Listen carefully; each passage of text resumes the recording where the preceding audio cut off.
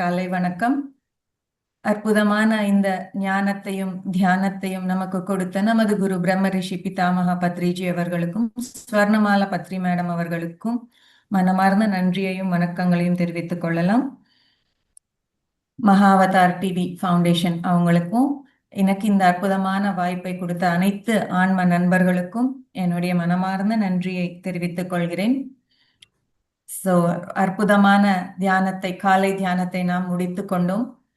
காலை வேளையில் இந்த தியானம் என்பது ஒவ்வொருத்தருக்குமே மிகவும் முக்கியமானது. இந்த பாத்தீங்கன்னா நம்ம அன்றாட வாழ்க்கையில நாம நிறைய வேலைகளை நாம செஞ்சுக்கிட்டே இருப்போம். அதுல எல்லாருக்குமே எல்லாத்திலுமே பங்கு அப்படின்றது இருக்கும். ஆனா இந்த தியானம் அப்படின்றது நமக்கு நாமே கொடுத்துக்கிட்ட ஒரு பரிசு. இது போடவே அது நமக்கு தான் எல்லாமே. ஏன்னா நம்ம நல்லா இருந்தாதான் எல்லாருமே நல்லா இருக்க முடியும். லவ் அப்படின்றது ரொம்ப இம்பார்ட்டன்ட் ஃப்ரெண்ட்ஸ். அந்த லவ் அப்படின்றது நமக்கு இந்த தியானத்தின் மூலமா நமக்கு கிடைக்குது. அந்த தியானம் அப்படின்றது நம்மள ஒவ்வொரு நிலையிலுமே நம்மள வழி நடத்துது. சோ அதற்கு பின் ஞானம் அப்படின்றது நம்ம பார்க்கும் பொழுது அந்த ஞானம் அப்படின்றது நமக்குள்ள ஆழமா பதிவாகுது.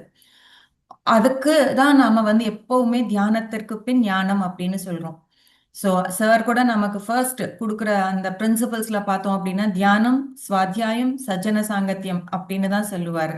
முதல்ல தியானம் பண்ணுங்க. ஏன்னா அப்பதான் நம்மளுடைய மனம் காலியாகும், ஒரு நிலைப்படும். அதுக்கப்புறமா கேட்கிற ஞானம் எல்லாமே நம்மளால வாழ்க்கையில நடைமுறைப்படுத்த முடியும் அப்படின்னு. சோ இந்த அற்புதமான வாய்ப்பு கொடுத்து ரொம்ப அழகா தியானம் பண்ணிட்டு இருக்கீங்க. சூப்பர். அதை தொடர்ந்து நாம செய்யணும். சோ இன்னைக்கு நாம பாக்குறது என்ன அப்படின்னா, நாம இந்த மன்னிப்பு சட்டம். மன்னிப்பு சட்டம் என்ன இருக்கு இதுல? யோசிச்சு பாருங்களேன். மன்னிப்பு அப்படின்றதே ஒரு பெரிய விஷயம்தான். அப்ப மன்னிப்புன்னா என்ன? ஃபர்ஸ்ட் அதை நம்ம தெரிஞ்சுக்கணும் இல்லையா?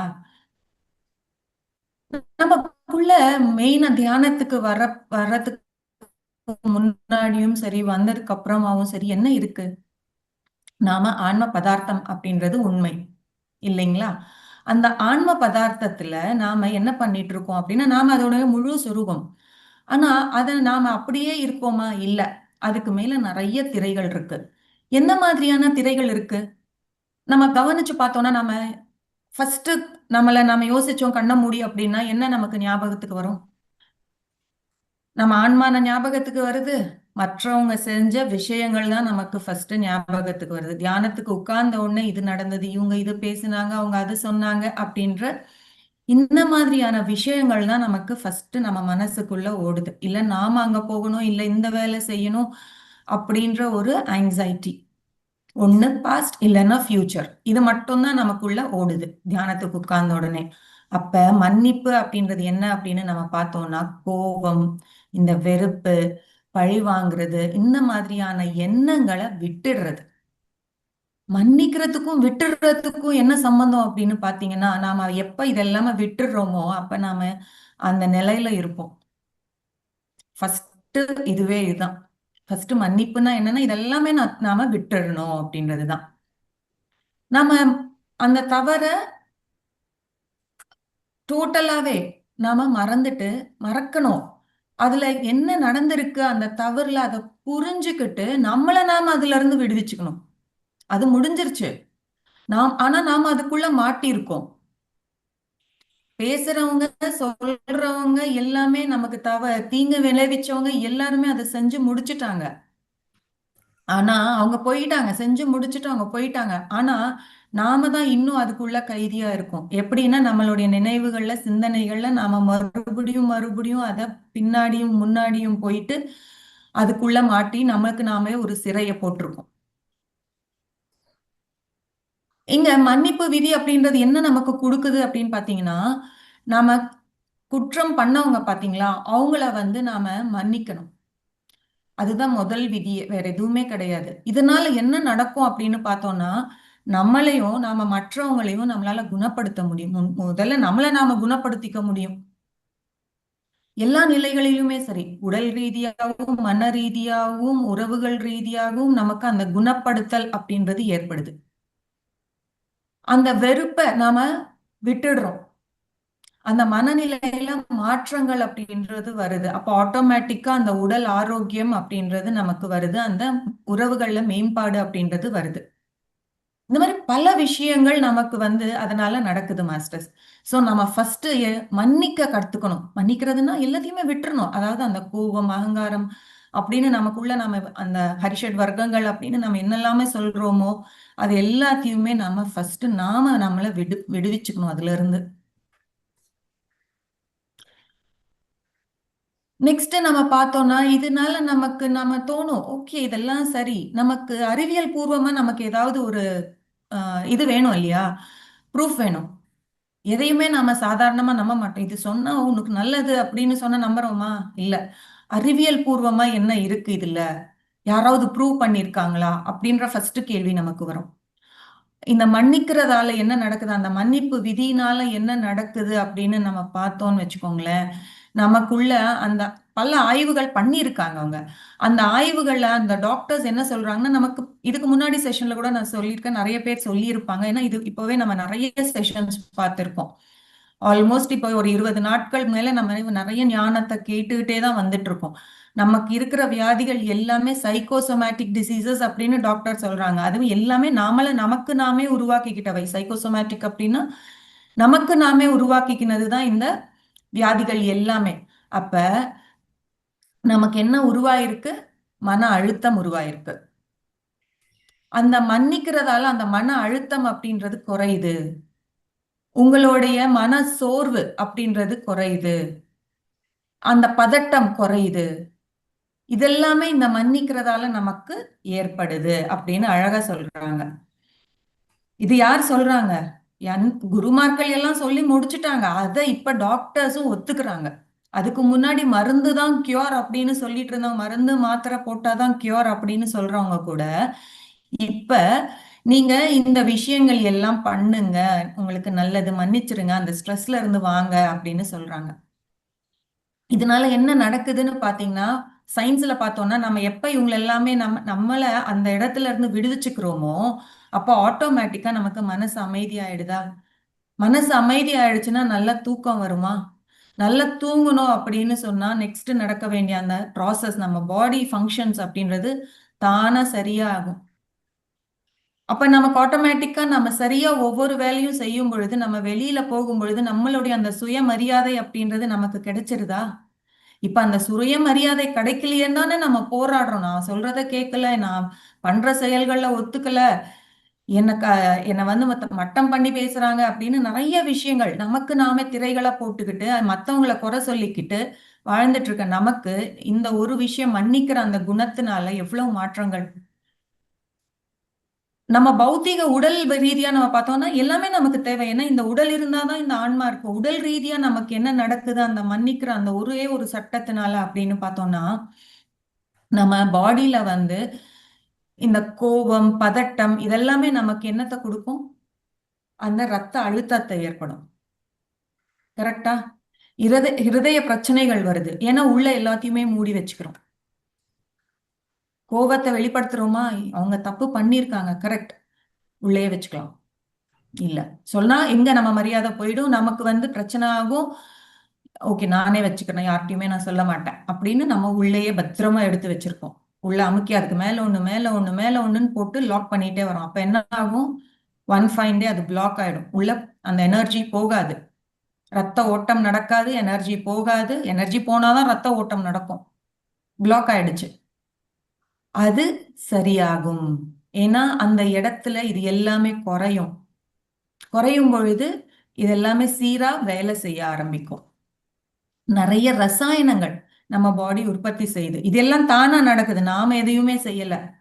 அந்த தானா நடக்கிற அந்த ரசாயனங்கள்ல நமக்கு தெரியும் கார்டிசால் அப்படின்றது எவ்வளவு அபாயகரமானது அப்படின்னு. ஆனா பாதி நேரம் அந்த கார்டிசாலை வச்சுக்கிட்டே ஓடிட்டு இருக்காங்க ஜனங்க. ஏன்? ஒண்ணு நம்ம ஓடுறதுக்கு ரொம்ப உபயோகமா இருக்கு. ஒண்ணு சண்டை போடணும், இல்லைன்னா அந்த இடத்துல இருந்து எஸ்கேப் ஆகணும்னா அதுக்கு கார்டிசால் வேணும். அது எப்ப உற்பத்தி ஆகுதுன்னா அந்த மன அழுத்தமோ டென்ஷனோ ஆங்ஸைட்டியோ நமக்கு இருக்கும் பொழுதுதான் அது உற்பத்தி ஆகும். பயம் இதெல்லாம் இருக்கும் பொழுதுதான் அது நிறைய உற்பத்தி ஆகும். அது ஒரு ஆசிட் மாதிரி நம்மள நாமளே சாப்பிட்றோம். உள்ள இருக்கிறது எல்லாத்தையுமே அதுவே சாப்பிட்டுரும். அந்த அந்த செக்ரிகேஷன், அந்த ஹார்மோன் உற்பத்தி அப்படின்றது குறையும். அப்ப ஆட்டோமேட்டிக்கா உடலுக்கு வந்து அந்த ஓய்வு கிடைக்கும். அப்பா ரிலாக்ஸ் ஆனியா? சந்தோஷம். இப்ப நான் என் வேலைய பார்க்குறேன் அப்படின்னு அது வேலை செய்யும். இல்லன்னா உங்களுக்கு தேவையானது குடுக்குறதுக்கே அது ஓடிக்கிட்டே இருக்கும். இதெல்லாம் எதனால நடக்குது? அந்த சிம்பிள் நாம மன்னிக்கிறதால. மன்னிப்புனா என்ன? அந்த கோவம், அகங்காரம் இதெல்லாமே விட்டுறது தான். இது மட்டுமா நமக்கு உள்ள இருக்கிற அந்த உறவுகள் அப்படின்றது வந்து மேம்படுது. ஏன் நமக்கு உறவுகள் எப்படி மேம்படுது அப்படின்னு சொல்லணுமா? தேவையே இல்ல. நம்ம மன்னிச்சுட்டோம்னு வச்சுக்கோங்களேன். அவங்க பண்ணியிருக்காங்க. It's okay. அப்படின்னு நம்ம மன்னிச்சுட்டோம்னா, நமக்கு சுத்தி இருக்கிறவங்க கூட நம்ம எவ்வளவு ஆனந்தமா வாழ முடியும்? நாம அந்த விஷயத்த செய்யாததால தான் நமக்குள்ள அந்த வெறுப்பு வருது. அந்த கோவம் அப்படின்றது என்ன ஆகுதுன்னா, நமக்குள்ள ஒரு வெறுப்பா கொஞ்ச நாளடைவுல அது வெறுப்பா மாறி, நாம அவங்கள ஒதுக்கி வச்சுர்றோம். அப்ப நாம ஒதுக்கி வச்சுட்டோம் அப்படின்னு சொன்னா, அப்புறம் நாம ஆன்மீகமா முன்னேறணும்னு நினைக்கிறோம். எனக்கு நிம்மதி வேணும்னு நினைக்கிறோம். ஆனா அங்க வெறுப்பு, கோபம் இருக்கு. அப்ப நமக்கு என்ன நடக்கும்? பிரச்சனைகள், உடல் உபாதைகள் வருது, பிரச்சனைகள் வருது. எங்க நடக்கும் அது? அந்த டென்ஷனுக்குள்ளேயே, அந்த வட்டத்துக்குள்ளேயே மறுபடியும் சுத்திட்டு இருக்கோம். இது எல்லாமே நமக்கு நாமே போட்டுக்கிற ஒரு தண்டனை அப்படின்னே சொல்லலாம்.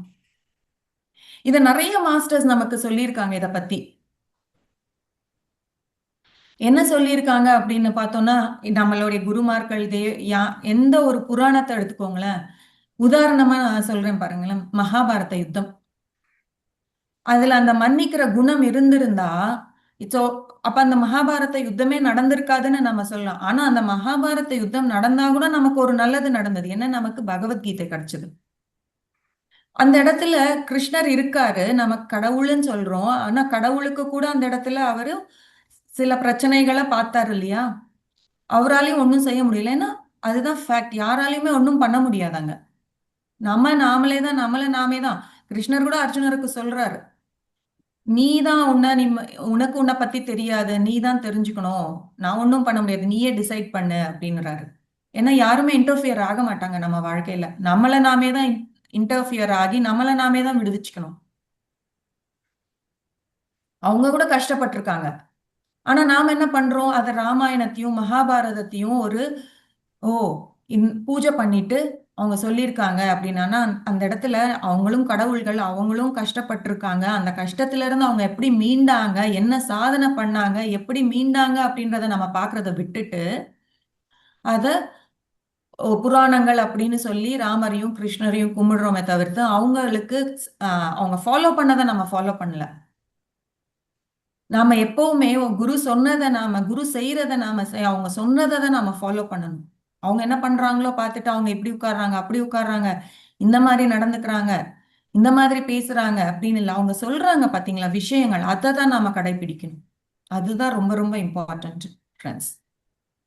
எப்ப நாம அந்த விஷயங்கள செய்றோமோ, அப்பதான் நமக்கு தெளிவு அப்படின்றது வரும். நாம முன்னேற முடியும். லூயிஸ் ஹே அப்படின்றவங்க you can heel your life அப்படின்ற நிறைய பேருக்கு இந்த புத்தகத்தை பத்தி தெரிஞ்சிருக்கும், படிச்சிருப்பீங்க. அவங்க ரொம்ப அழகா சொல்றாங்க. என்ன அப்படின்னா, இந்த மன்னிப்பு அப்படின்றது நம்மள நாமே அந்த வாழ்க்கைக்கு தேவையான அந்த தண்டனையில இருந்து விடுவிச்சுக்கிறோம் அப்படின்னு.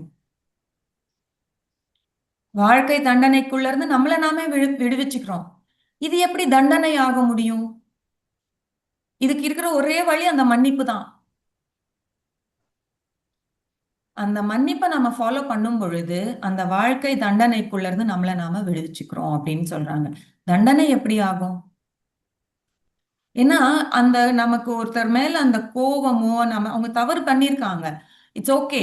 ஆனாலும் நாம என்ன பண்றோம்? அவங்கள வந்து மீண்டும், மீண்டும் நெனச்சு நாம கோவப்படுறோம். அவங்க வந்து முடிச்சுட்டு தவறு பண்ணிட்டு அவங்க போயிட்டாங்க. ஆனா நாம அத உட்கார்ந்து அவங்க வந்து என்ன எப்படி இப்படி பேச முடியும்? எனக்கு எப்படி இந்த மாரி துரோகம் பண்ண முடியும்? அப்படின்னு திரும்பி, திரும்பி அவங்கள நம்ம மனசுக்குள்ள கொண்டு வந்து நாம கோவப்படுறோம். அவர் வந்து தவறு செஞ்சிருக்காரு. இருந்தாலும் பரவாயில்ல அப்படின்னு நம்ம நினைக்கிறோமா? சில சமயங்கள்ல நம்மள நாமளே அந்த நிலையில வச்சுக்கிறோம்.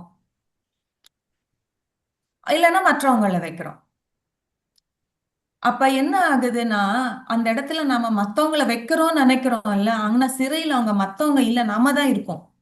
அவங்க வந்து பேசுறவங்க செஞ்சுறவங்க செஞ்சு முடிச்சுட்டு போயிட்டாங்க. நம்மளதான் நாம அந்த சிறைக்குள்ள வச்சிருக்கோம். அப்ப அந்த மன்னிப்பு அப்படின்ற அந்த சட்டத்தை நம்ம ஃபாலோ பண்ணும் பொழுது என்ன ஆகும் அப்படின்னா, நம்மள நாம அந்த சிறையில இருந்து விடுவிச்சுக்கிறோம். அந்த மாதிரி நம்ம நிறைய சிறைகளை நமக்கு நாமே போட்டிருக்கோம். கோபம்னால ஒரு சிறை, வெறுப்புனால ஒரு சிறை, பயத்தினால ஒரு சிறை.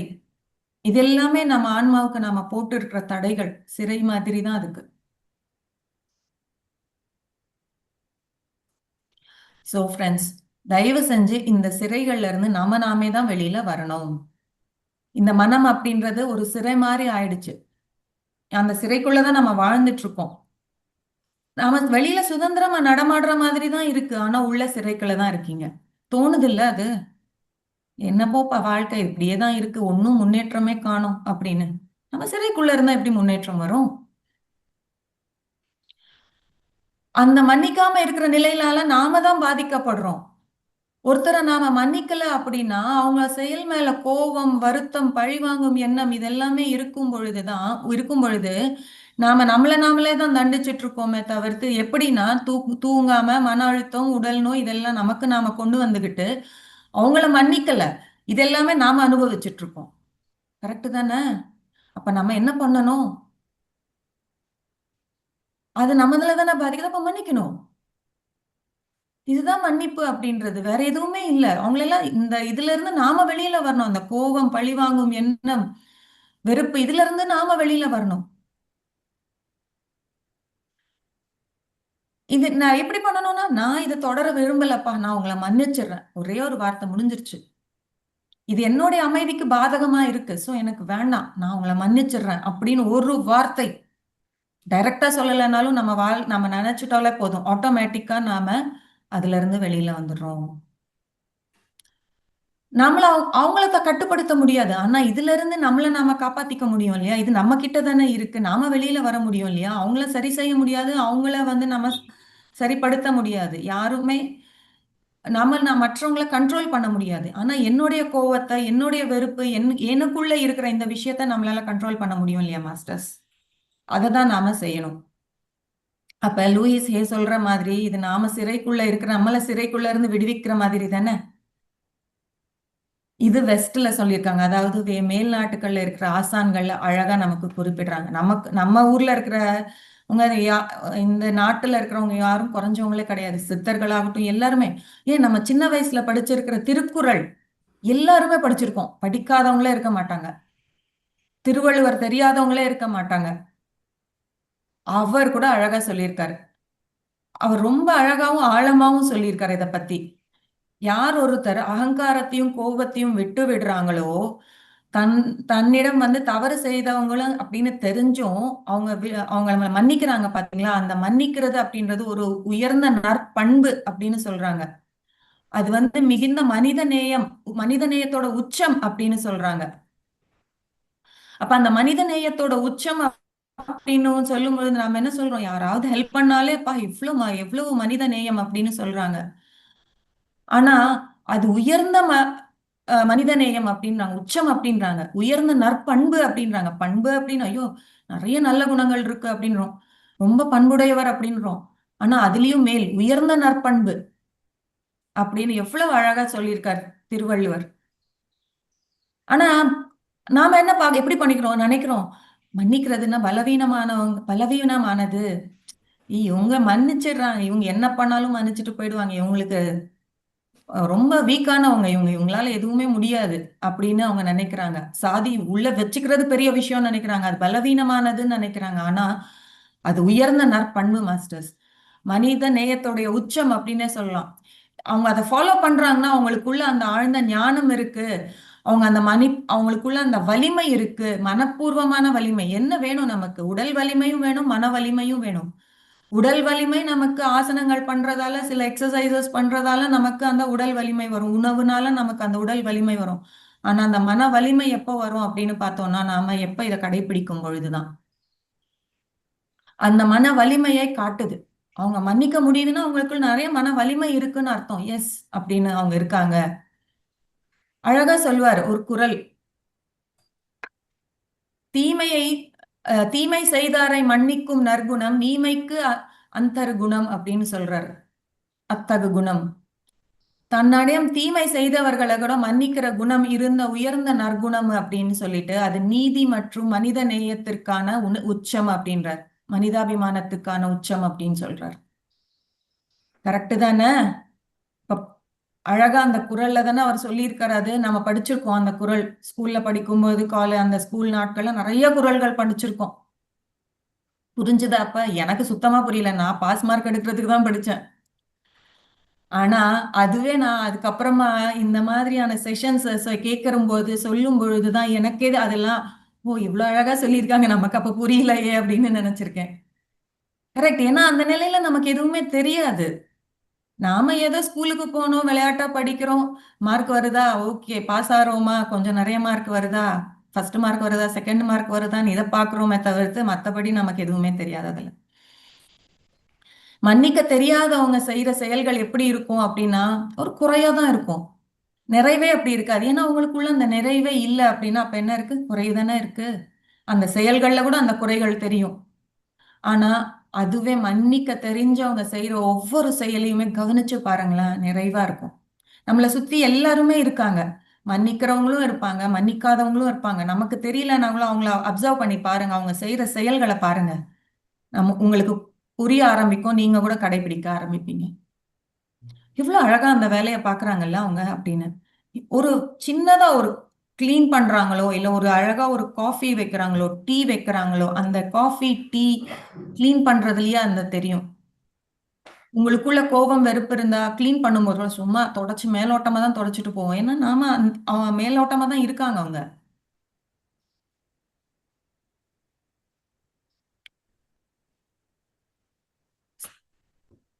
இன்னொரு இம்பார்ட்டன்டான ஒரு குரலை சொல்றாரு அவரு. என்ன அப்படின்னா நாம ஆஹ் தீயவனை குற்றம் செய்தால் மறவி விடல் உயர்வு அப்படின்னு சொல்றாரு. நாம தீமை செஞ்சவங்கள மன்னிக்கிறோம். அதை விட பெஸ்ட் என்ன தெரியுமா? அந்த தீமையே மறந்து போறதுதான். தவறு செஞ்சிருக்காங்க, ஓகே, அவங்கள மன்னிக்கணும். அதுக்கு முன்னாடி அந்த விஷயத்தையே மறந்துருவோமே. அப்ப மன்னிக்கிற குணம் ஆட்டோமேட்டிக்கா உள்ள வரும். அந்த ஞாபகமே வரலன்னா அப்புறம் என்ன இருக்கு? நமக்கு பிரச்சனையே இல்லையே. ஃபினிஷ் தானே. அப்போ ஆட்டம் முடிஞ்சு போகுமே, ஹாப்பியா நம்ம வாழலாமே. பாருங்க, ஒரு இவரு நமக்கு எல்லாருக்குமே தெரிஞ்ச திருவள்ளுவர் சொல்ற விஷயங்கள் நமக்கு புரியுற மாதிரி சொல்றாரு. இப்ப இது நாம நம்ம பௌத்திக வாழ்க்கைக்கு இது ரொம்ப தேவை. அப்ப ஆன்மீக வாழ்க்கைக்கு என்ன தேவை? ஆன்மீக வாழ்க்கையில இதோட பிரதிபலிப்பு இருக்குமானா கண்டிப்பா இருக்கும். பாபாஜி சொல்றார் அதுக்கு, மன்னிக்காத மனம் சிவத்தை அடைய முடியாது. கரெக்டா? மன்னிக்காத மனம் சிவத்தை அடைய முடியாது. நம்ம சிவத்தை அடையணும் அடையணும் தான் முன்னாடி போயிட்டே இருக்கோம். அதுக்குதான் இந்த தவம் தியானம் எல்லாம் பண்ணிட்டு இருக்கோம். ஆனா இங்க மன்னிக்கல. பௌத்திக வாழ்க்கையில திருவள்ளுவர் சொன்னதை கேட்கல அப்படின்னா ஆன்மீகத்துல இங்க முன்னேற்றம். மன்னிக்காத மனம் சிவத்தை அடைய முடியாது. ஒரே வார்த்தையில முடிச்சிட்டாரு. கிளியரா சொல்லிட்டாரு. அந்த சிவத்தை அடையணும்னா தவம் பண்ணணும், தியானம் பண்ணணும். அது பண்ணணும் அப்படின்னா மனம் அமைதியா இருக்கணும். அதுக்கு நாம மன்னிக்கணும். மறுபடியும் அந்த கட்டத்துல தான் நாம இருக்கோம். அப்ப அந்த அகங்காரம் அப்படின்றது இருக்கும் பொழுதுதான் நம்மளால மன்னிக்க முடியாது அப்படின்னு சொல்றாரு பாபாஜி. கோபம் ஒரு பக்கம் இருக்கு, வெறுப்பு ஒரு பக்கம் இருக்கு, பழிவாங்கும் எண்ணம் இருக்கு, அகங்காரமும் அதுலதான் அடங்குது. பாபாஜி அகங்காரத்தை கான்சென்ட்ரேட் பண்ணியிருக்காரு. அதை பத்தி சொல்லியிருக்காரு. அந்த அகங்காரம் அப்படின்றது இருந்ததுன்னா உன் முன்னேற முடியாது, நீ ஃபர்ஸ்ட் அதை விட்டுடு அப்படின்னு சொல்றாரு. அதுலயுமே யார நீ விட்டு விடுறதுக்கு நாம கஷ்டப்படுறோமோ அப்படின்னு நினைக்கிறோம். ஐயோ என்னால அவங்கள மறக்கவே முடியாது, அவங்க செஞ்சதை மறக்கவே முடியாது அப்படின்னு நினைக்கிற போது என்ன அப்படின்னா நாம என்ன நினைக்கிறோம்? நாம அவங்கள வச்சிருக்கோம், அந்த பிணை கைதியா நாம வச்சிருக்கோம் அப்படின்னு நாம நினைக்கிறோம் நமக்குள்ள. ஆனா உண்மையிலே நாம தான் அங்க பிணை கைதியா இருக்கோமோ அப்படின்றாரு. யோசிச்சு பாருங்க, நம்ம எப்படி பிணை கைதியா இருக்க முடியும் அப்படின்னா நாம தானே மாட்டிருக்கோம். அவங்க சொல்லிட்டாங்க, அவங்க ஜாலியா இருக்காங்க, அவங்களுக்கு ஏதாவது வருத்தம் இருக்கா, கஷ்டம் இருக்கா? நமக்கு தானே அந்த கஷ்டமும் வருத்தமும். அப்ப நாம தானே கைதியா இருக்கோங்க. அப்ப நாம என்ன பண்ணணும்? நம்மள நாம தான் விடுவிச்சுக்கணும். ஒருத்தரை நாம மன்னிக்கல அப்படின்னா அந்த கோபம் அப்படின்ற சிறையில நாம தான் இருக்கோம். அந்த அகங்காரம் அப்படின்ற சிறையில நாம தான் இருக்கோம். அவங்க இல்ல. அதுக்கு நேரமே குடுக்காதீங்கன்றாரு அவரு. அவங்களுக்கு அந்த மாதிரி பண்றவங்கள பத்தி நினைக்காதீங்க. அவங்களுக்கு அந்த நேரத்தையே குடுக்காதீங்க. அவங்க பேசுறாங்களா, கோச்சுக்கிறாங்களா, நிந்தனை குடுக்குறாங்களா, அவங்கள பத்தி சிந்திச்சு உங்க நேரத்த வேஸ்ட் ஆக்காதீங்க. அதுக்கு பதிலா மௌனமா இருங்க அப்படின்னு நமக்கு ஒரு இது கூட குடுக்குறார். ஃபாலோ பண்றதுக்கு கூட. அதுதான் உயர்ந்த ஆன்மீக நற்பண்பு அப்படின்றாரு. அவர் கூட. சோ, லூயிஸ் ஹே சொன்னாலும் அதுதான். திருவள்ளுவர் சொன்னாலும் அதுதான். பாபாஜி சொன்னாலும் அதுதான். ஒவ்வொருத்தர் ஒவ்வொரு எக்ஸாம்பிள் நான் எடுத்துட்டேன். அவ்வளவுதான். எல்லாருமே சொல்றது ஒண்ணுதான். நாம மன்னிக்கணும். நாம நம்மள சிறையில இருந்து விடுவிச்சுக்கணும். நாம தான் அந்த சிறையில இருக்கோம். யாரோ வந்து நமக்கு பெயில் கொடுக்க மாட்டாங்க. ஜாமீன் கொடுக்க மாட்டாங்க. நமக்கு நாமே தான் ஜாமீன் கொடுத்துக்கிட்டு, சாரிப்பா, இட்ஸ் ஓகே. நான் உன்னை விட்டுறேன் அப்படின்னு சொல்லிட்டு நாம தான் ஜாமீன் வாங்கிக்கிட்டு ஜகா வாங்கிட்டு வெளில வரணும். சோ புரியுது இல்லையா மாஸ்டர்ஸ்? என்ன பண்ணாலும் சரி அவங்க திரும்பி திரும்பி நாம மாட்டியிருக்கோம் ஒரு விஷயத்துலன்னா அது திரும்பி திரும்பி நாம தான் அந்த இடத்துல புரிஞ்சுக்காம நாம மாட்டியிருக்கோம்னு அர்த்தம். இதுக்கு என்ன பண்ணணும்? டவுட் வருதா? எப்படி இதை ஃபாலோ பண்ண முடியும்? என்னெல்லாம் நம்ம வாழ்க்கையில நம்ம அப்ளை பண்ணணும்? ஃபர்ஸ்ட் ரூல் என்ன தெரியுமா? பயிற்சி பண்ணணும் அப்படின்னா நம்ம கடந்த காலத்துல இருந்து வெளியில வரணும். கடந்த காலத்துல இருந்த எத்தையுமே பண்ண முடியாது. ஏன்னா கடந்த காலத்துல இருக்கோம் அப்படின்னா அதை முடிச்சிட்டோம், அங்க நடந்துருச்சு. மறுபடியும் மறுபடியும் அங்க போய் நாம ஒரு சேர போட்டு உட்கார்ந்துட்டு இருந்தோம்னா முன்னேற முடியுமா? ஆன்மீகத்துல முன்னேற்றம் வருமா? அதை விட்டுறணும். கடந்த காலத்துல அவங்க பேசிட்டாங்க, நடந்து முடிஞ்சிருச்சு, மறக்கணும். ஃபர்கெட் அண்ட் ஃபர்கிவ் சொல்லியிருக்காங்க. சோ நம்ம மறந்துடணும். மறந்துட்டாலே மன்னிக்க தேவையே இருக்காது. பட் ஸ்டில் சொல்லியிருக்காங்க, forgive and forget, forget and forgive. நம்ம நம்ம நம்ம பாலிசி தான் அது. மொத்தத்துல நடக்கணும் அது. அப்பதான் ஆன்மீக முன்னேற்றம். நெக்ஸ்ட், கடந்த காலத்துல இருந்து நாம வெளியில வரணும். மற்றவர்களை குறை சொல்லக்கூடாது. பாபாஜி சொல்லியிருக்காரு இல்லையா? அவங்களுக்கு அந்த நேரத்தை வீணாக்காதீங்க. சோ குறை சொல்லாதீங்க. அந்த நேரத்துல மௌனமா இருங்க. சோ குறை சொல்லாதீங்க. அதை ஸ்டாப் பண்ணணும் நம்ம ஃபர்ஸ்ட். அடுத்து இன்னொரு இம்பார்ட்டன்டான விஷயம், நிறைய விஷயம் நடந்திருக்கும் காலையில இருந்து நைட் வரைக்கும். அந்த மனநிலையில, அந்த கோபமான அந்த மனநிலையில போய் தூங்காதீங்கன்றாரு. அதை தவிர்த்திடணும் அப்படின்றாரு. அப்ப அந்த டைம்ல நம்ம என்னதான் பண்றது? நாம உட்காந்து தியானம் பண்ணணும். அப்ப அந்த மனம் அப்படின்றது அமைதியானோடனே அப்புறமா படுத்துக்கோங்க. இல்ல ஒரு புத்தகத்தை எடுத்து படிங்க. அதுக்கப்புறமா படுங்க.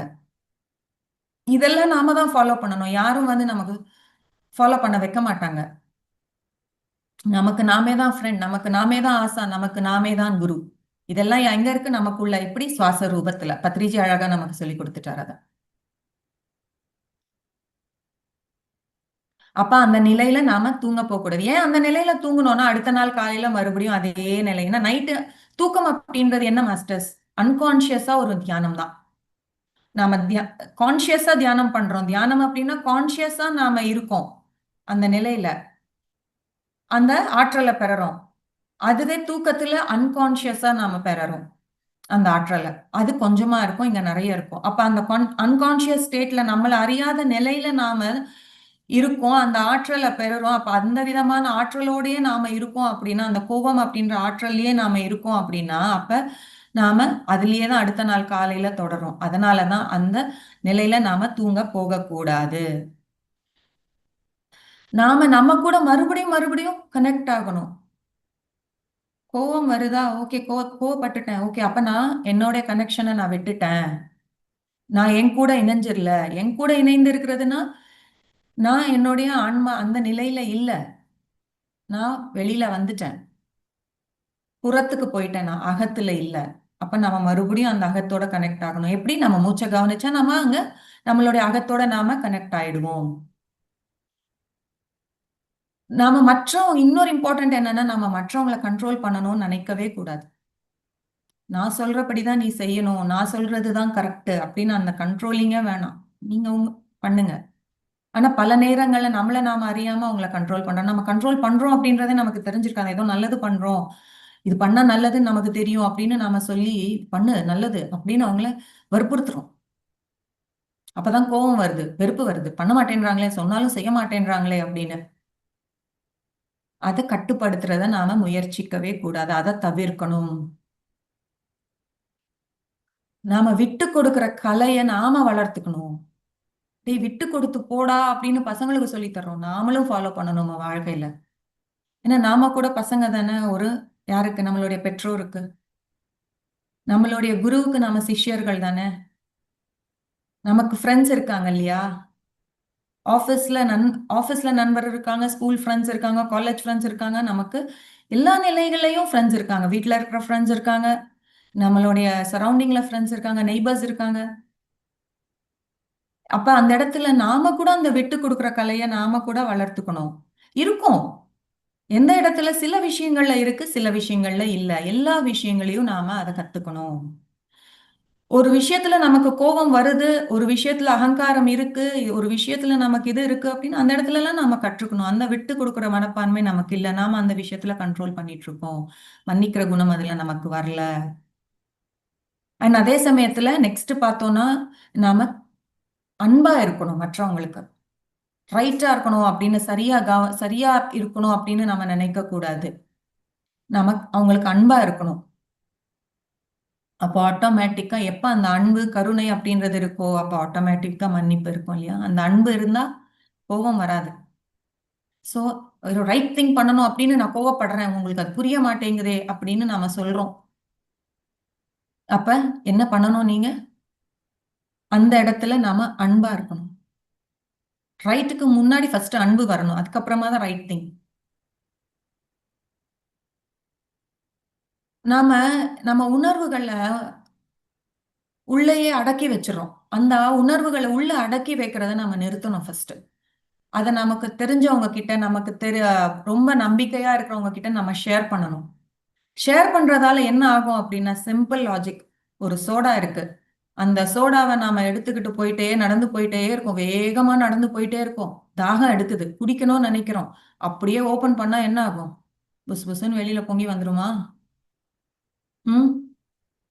ஃபுல்லா நாம தான் அதுல நனைஞ்சு போறோம். அது எல்லாமே நம்ம ட்ரெஸ் மேலதான் கொட்டுது. ஏன்னா அதுக்குள்ள அந்த அளவுக்கு அந்த பதட்டம் அப்படின்றது இருந்துட்டே இருந்திருக்கு, ஆடிட்டே இருக்கு. ஓப்பன் பண்ண உடனே பொங்கிடுச்சு. நம்ம அழுத்தம் அப்படின்றத, நம்ம அந்த உணர்வுகள் அப்படின்றத நமக்குள்ளேயே வச்சுட்டே இருந்தோம்னா அந்த மாதிரி தான். டக்குன்னு ஒரு நாள் பொங்கும், அதை கண்ட்ரோல் பண்ண முடியாது. அதுக்கு பதிலா எப்போதைக்கு அப்போ நம்ம அதை கிளீன் பண்ணிட்டு நம்ம வச்சுட்டு இருந்தோம்னு வச்சுக்கோங்களேன், ஷேர் பண்ணிட்டே இருந்தோம், பேசி தீர்த்துக்கலாம் அப்படின்னு நமக்கு சொல்லுவாங்க பெரியவங்க. பேசுனா தீர்த்துக்கலாம்ப்பா, என்ன பிரச்சனையோ பேசு அப்படின்னு சொல்லுவாங்க. நம்ம பேசணும். பேசி நாம நாம பேசும்பொழுது புரிய ஆரம்பிக்கும். அப்போ ஆட்டோமேட்டிக்கா நாம அதுல இருந்து வெளியில வந்துருவோம். ஈஸியா நம்ம மன்னிக்க முடியும். நம்ம உதவி கேட்கணும். வெட்கப்படக்கூடாது. நமக்கு தெரியலையா, புரியலையா, நம்மளால முடியலையா, நாம உதவி கேட்கணும். எஸ், எனக்கு இது கொஞ்சம் பண்ணி கொடுங்க, என்னால முடியல, எனக்கு இது கொஞ்சம் செய்யுங்க அப்படின்னு நாம தான் உதவி கேட்கணும். அவங்க பண்ணல அப்படின்னு நம்ம கோச்சிக்காம நம்ம உதவி கேட்கணும். ப்ளீஸ் அப்படின்னு. தப்பு ஒண்ணும் இல்ல அதுல. எல்லாத்த விட முக்கியம் என்ன தெரியுமா ஃப்ரெண்ட்ஸ்? நம்மள நாம நேசிக்கணும். நம்மள நாம நேசிக்காத வரைக்கும், நமக்கு நாம ஃப்ரெண்டா இருக்காத வரைக்கும் இது எதையுமே சாதிக்க முடியாது. ஒரு சிறந்த மந்திரம் இதுக்கு என்ன அப்படின்னா, நம்மள நாம ஒரு கண்ணாடியில பார்த்துக்கிட்டு ஐ லவ் யூ அப்படின்னு சொல்றதுதான். நான் உன்னை ரொம்ப நேசிக்கிறேன், எவ்வளவு நேசிக்கிறேன் தெரியுமா உன்னை அப்படின்னு நம்மள நாம பார்த்துக்கிட்டு, அதுல அந்த கண்ணுக்குள்ள பார்த்து நம்ம சொல்லும் பொழுது நமக்கு நாமே கொடுத்துக்கிற அது அன்பு, பாசம், நேசம். எப்ப நமக்கு நாம அன்பு கொடுத்துக்கிறோமோ அப்பதான் மத்தவங்களுக்கும் நாம கொடுக்க முடியும். உங்களை நீங்க எவ்வளவு நேசிக்கிறீங்கன்றது ஃபர்ஸ்ட் உங்களுக்கு நீங்களே புரிஞ்சு வச்சுக்கோங்க. அப்ப ஆட்டோமேட்டிக்கா எல்லா இடத்துலயுமே அது வந்துரும். நம்ம எதை கொடுக்குறோமோ அதுதானே பெறுறோம். அதுதானே உலக நியதி, அதுதானே இந்த பூமியோடைய விதி. அப்ப நாம அதை நமக்கு கொடுத்துக்கணும் ஃபர்ஸ்ட். சோ மாஸ்டர்ஸ், கடந்த காலத்தை விடுவிக்க நாம மன்னிக்க தயாரா இருக்கணும். இதுதான் கதவை மூட. மாஸ்டர்ஸ். ஓகே. கடந்த காலத்தை நாம விடுவிக்கணும் அப்படின்னு நினைக்கணும்னா நாம மன்னிக்கிறதுக்கு தயாரா இருக்கணும். அதை ஃபர்ஸ்ட் ஞாபகத்துல வச்சுக்கோங்க. நாம தான் செலக்ட் பண்ணணும். யார நாம மன்னிக்கணும் அப்படின்னு. யாருமே நமக்கு சொல்ல மாட்டாங்க. நமக்கு உடல் பிரச்சனை இருக்கா? நம்ம உடல்ல ஏதாவது நோய் இருக்கா? அப்ப ஃபர்ஸ்ட் நாம செய்ய வேண்டியது என்ன அப்படின்னா, நாம யார மன்னிக்கணும்? எந்த விஷயத்துக்காக நான் இந்த வியாதிய அனுபவிச்சுட்டு இருக்கேன் அப்படின்றத நாம யோசிக்கணும் அப்படின்னா, நாம கண்ண மூடி உட்கார்ந்துட்டு எத்தன நாளா எனக்கு இந்த பிரச்சனை? எதுக்காக நான் இத பண்ணி இதுல மாட்டியிருக்கேன் அப்படின்னு நாம கண்ண மூடி சிந்திக்கும் பொழுது, யார் ஃபர்ஸ்ட் நமக்கு வர்றாங்களோ நினைவுக்கு ஃபர்ஸ்ட் அவங்கள மன்னிச்சிருங்க. இல்லன்னா அது கூட தெரியலையா? நம்மளால என்னால அவங்கள மன்னிக்கவே முடியாது எனக்கு அப்படின்னு நம்ம நினைக்கிறோம் பாத்தீங்களா? ஃபர்ஸ்ட் அவங்கள புடிச்சு அவங்கள நாம மன்னிக்கணும். அது ரொம்ப கஷ்டமா இருக்கும். நான் மன்னிக்கவே முடியாதுன்ற தாட்ஸ் தான் வரும். நம்ம நினைச்சா கூட நான் உன்னை மன்னிச்சிடுறேன். நீ எனக்கு பண்ணது எல்லாத்தையும் நான் மன்னிச்சுட்டு நான் உன்னை விடுவிச்சிடுறேன் அப்படின்னு சொல்றது ரொம்ப கஷ்டமா இருக்கும். ஏன்னா அவங்க நிறைய தீங்கு நமக்கு பண்ணியிருக்காங்க. ஆனா அதுக்கு எல்லாமே நாம தான் அனுபவிச்சுட்டு இருக்கோம். அவங்க அனுபவிக்கல. அது நல்ல ஞாபகம் வச்சுட்டு மறுபடியும் கஷ்டப்பட்டாவது அவங்கள மன்னிச்சிடுங்க. இது எப்படி தெரியும்? நான் சொல்றேன். ஆனா அங்கிருந்து எந்த ஃபீட்பேக்குமே வரமாட்டேங்குது. எப்படி அவங்க மன்னிச்சுட்டாங்களா தெரியும்னா தெரியும். எப்படின்னா, நமக்கு நாமே அந்த கிரியேட்டிவ் விஷுவலைசேஷன் பண்ணணும் அதுல கூட. அவங்க தேங்க் யூ சொல்ற மாதிரியும், அவங்க நமக்குள்ள நண்பர்களா ஏற்ற மாதிரியும் நாமளா கிரியேட் பண்ணி அந்த விஷுவலைஸ் பண்ணும் பொழுது ஆட்டோமேட்டிக்கா அது நடக்கும். நமக்குள்ள ஒரு அமைதி அப்படின்றது வரும்பொழுது, ஓ எஸ் நடந்திருக்கு அப்படின்னு. நம்ம அது எவ்வளவு ஆத்மார்ப்பணமா, எவ்வளவு பாசமா, எவ்வளவு மனநிறைவா நாம கேட்கிறோமோ, அவங்கள எவ்வளவு மனநிறைவோட நாம விடுவிக்கிறோமோ, அந்த அளவுக்கு ஃபாஸ்டா நடக்கும். என்ன நடக்கும்? குணமடைதல் அப்படின்றது நடக்கும். ஏன்னா நாம அவங்கள மன்னிச்சுட்டோம், அவங்கள நாம விடுவிச்சுட்டோம். அப்ப நமக்கு அந்த குணமடைதல் அப்படின்றது நடக்குது இல்லையா? அப்ப அந்த குணமடையாத நம்ம நோய்கள்ல மாட்டி இருக்கிற நாம வெளியில வந்துடுறோமா? நம்ம நோய்வாய்ப்பட்டிருக்கோம். நமக்கு எப்படி வரணும்னு தெரியல. மாத்திரை மருந்து எடுக்கிறோம். ஆனாலும் பிரச்சனை தொடருது. தியானம் பண்றேன். ஆனாலும் தொடருது. கொஞ்சம் கம்மியாச்சு. இன்னும் தொடருது. அப்ப என்ன ரீசன்? கார்மிக். அந்த கர்மாவில இருந்து எப்படி வரணும்னா நாம மன்னிக்கணும்.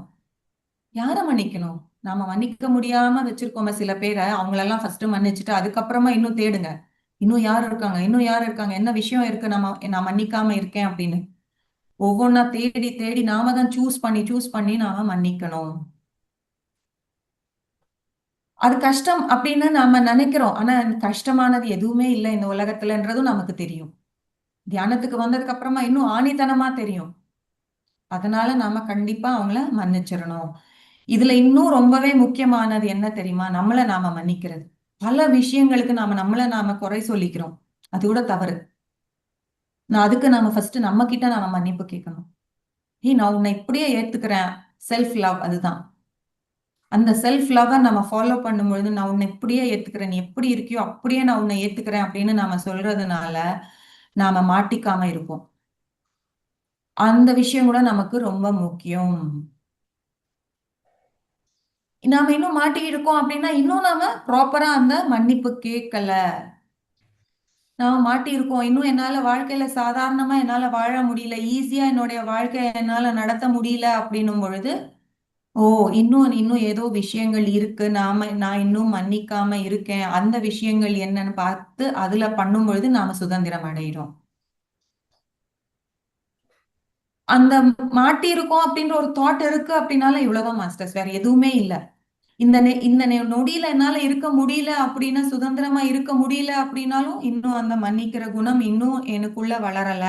அதை இன்னும் நான் வளர்த்துக்கணும். தேடி அந்த கோபம், பேராசை, பதட்டம், பயம், பழிவாங்குவது இது எல்லாமே அதுக்குள்ள அடங்கும்.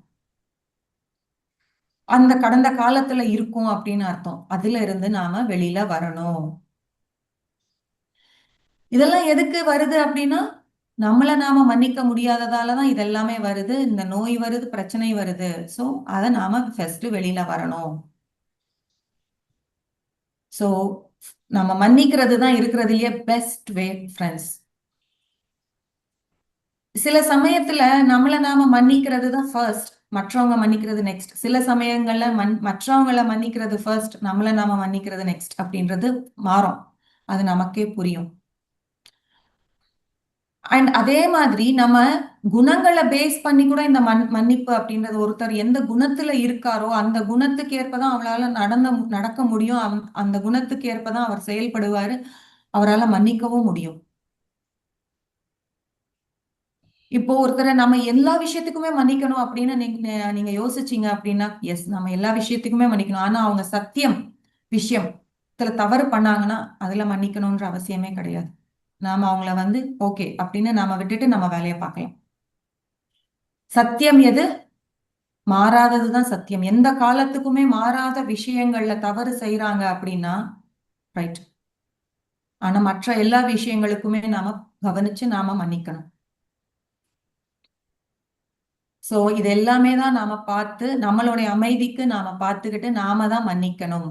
இததான் அப்பதான் அதுதான் நம்ம அமைதிக்கு ஆஹ் இது ஒரு வழி. நாம மன்னிக்கிறோம் அப்படின்னா நாம மன அமைதியா இருக்கணும் அப்படின்னு நாம நினைக்கிறோம் அப்படின்னா நாம தான் மன்னிக்கணும். சோ இதுதான் நாம பயிற்சி செய்யணும். இதுக்கு பயிற்சி செய்யறதுக்கு ஒண்ணும் இல்ல. ஜஸ்ட் நாம உட்கார்ந்து நம்ம சுவாசத்தை நாம கவனிச்சு அந்த ஆழ்நிலைக்கு போகும் பொழுது நாம யார மன்னிக்க முடியாதுன்னு நினைச்சிட்டு இருக்கோமோ அவங்கள நினைச்சு உங்களை நான் மன்னிச்சிடுறேன், நான் உங்களை விடுவிச்சிடுறேன் அப்படின்னு நாம சொல்றதுதான். உங்களுக்கு நான் சுதந்திரத்தை கொடுத்துடுறேன் அப்படின்னு சொல்லி நம்மள நாம சுதந்திரத்தை படுத்திக்கிறோம். ஒரு விஷயத்த நல்ல ஞாபகம் வச்சுக்கோங்க ஃப்ரெண்ட்ஸ், நாம இந்த இடத்துல நம்மளுடைய நினைவுகளை நாம அழிக்கல. நாம வந்து அந்த நிலையில இருந்துதான் நம்மள நாம விடுவிச்சுக்கிறோம்.